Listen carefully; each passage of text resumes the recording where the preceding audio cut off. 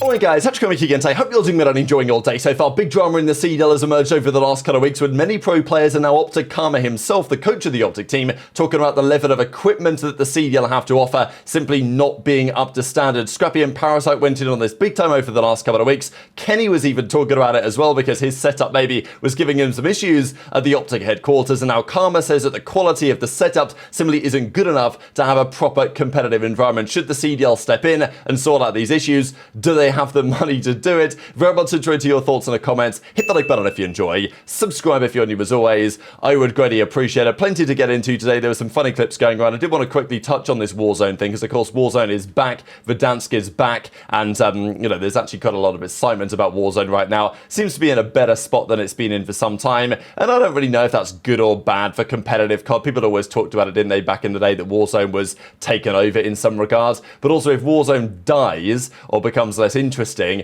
do people, you know, do Warzone players come and play multiplayer ranked, or do they go and play another game? Like, I don't know if it's good or bad. I think in general the COD franchise being healthier, as it, you know, as healthy as it can be, is probably a good thing in general. But I understand the argument that Warzone kind of ruins competitive COD because of all the features and everything that came over from the existence of Battle Royale. When Blackout was a thing, those were the days. But, you know, I know that those of you who know.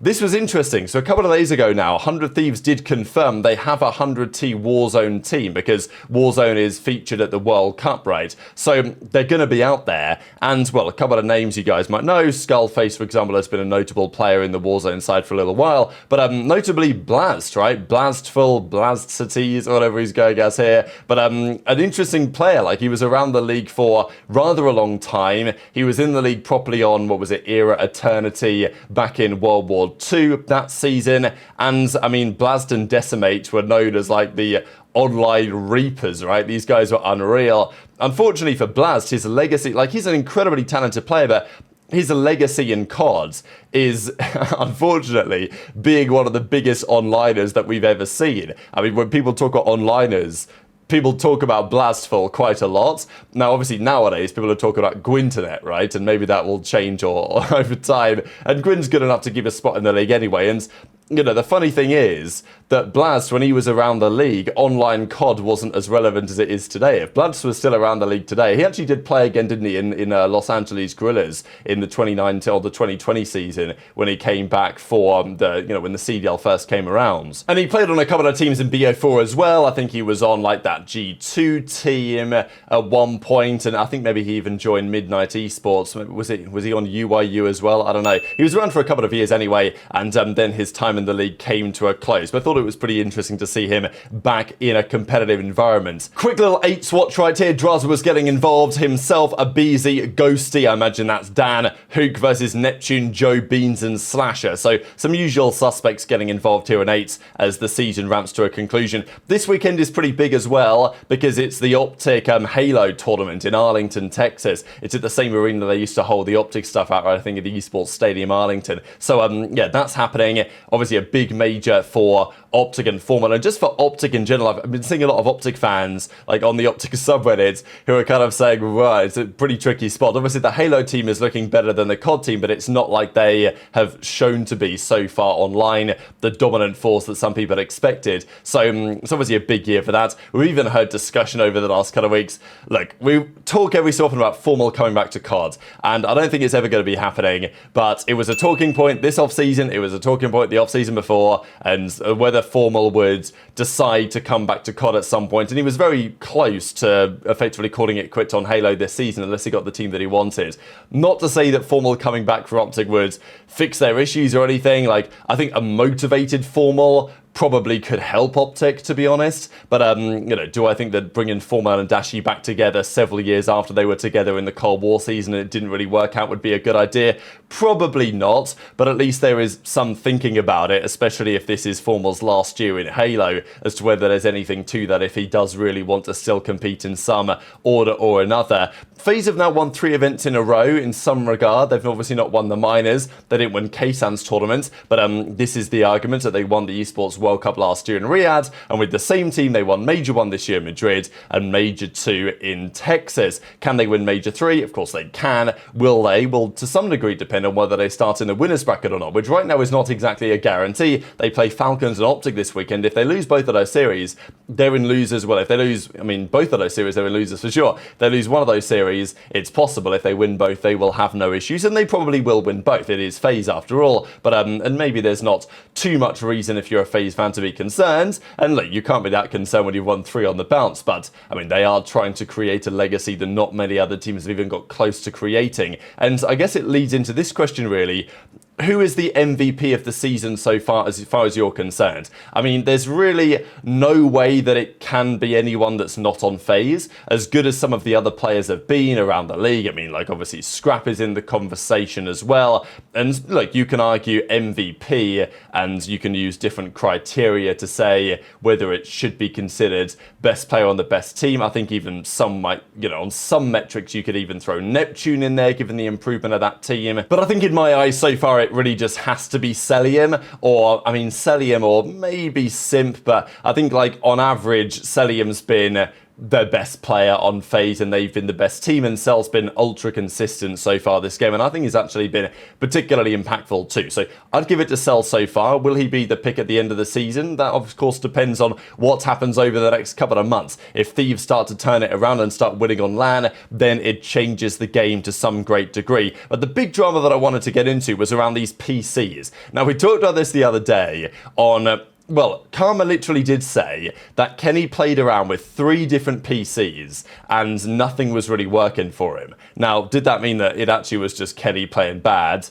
Probably that was a large part of it, but there was a feeling that there was maybe some sort of issue with it. Now, Kenny's just joking in this clip, by the way. He does like confirm that afterwards and says like, this clip was just out of context. I was obviously making fun of what Damon said, but still I thought I'd share it because it's part of the general discussion right now around the PCs and the quality of the setups. I mean, there's always been a thing called like the silicon lottery where some chips are just better than other chips and it's just how it is. And therefore, you know, different PCs, even if they're the same with the same components, some will always be marginally better or worse than others. That's simply the physics of how this stuff is made.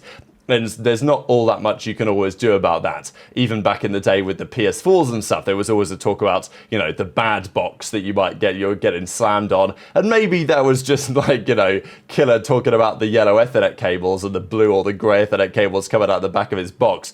But, you know, maybe there was something to it on occasion about different PS4s being different in ability to others. Maybe there's something in that. But the more modern times, the question is a little bit different. The question is about whether the PCs are really capable of delivering what they need to deliver. And this is what Karma has to say. Damon thinks something's wrong, bro. I'm not gonna lie, I'm telling y'all, chat, I think I was set up, bro. Like that, I'm telling y'all, that might have been part of it, bro. My setup at the OpTic HQ was so, like, I couldn't get a kill on that setup, bro.